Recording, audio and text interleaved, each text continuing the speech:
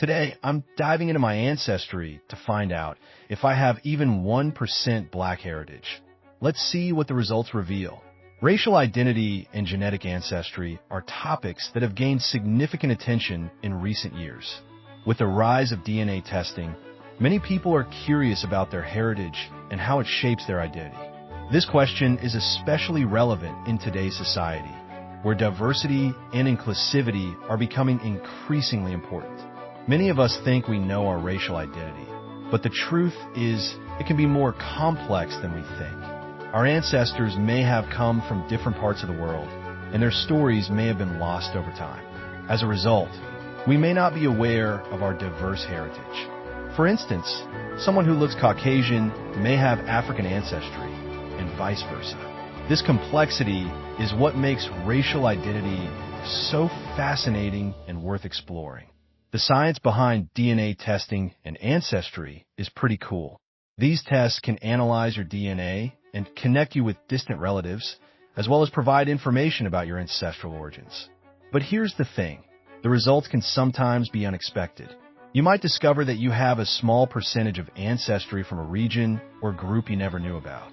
This is especially true for people who have mixed ancestry, which is more common than you might think.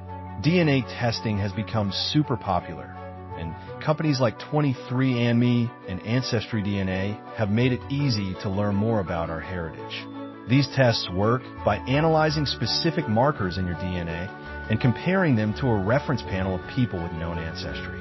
The results can give you a breakdown of your ancestral origins, including the percentage of DNA you inherited from different regions.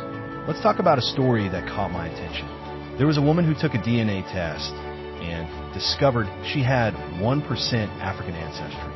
At first, she was surprised, but as she dug deeper, she learned more about her ancestors and the history behind her heritage. This small percentage may seem insignificant, but for her, it was a game changer. It helped her understand her identity in a new way and connect with a part of her heritage she never knew existed. So, what does it mean to be 1% Black? For some, it might be a small percentage, but it's still a part of their heritage. Knowing your ancestry can have significant implications for your identity and how you connect with others.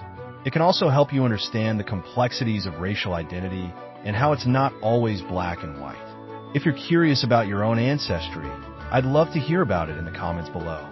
Share your stories and experiences with DNA testing and how it's impacted your understanding of your identity.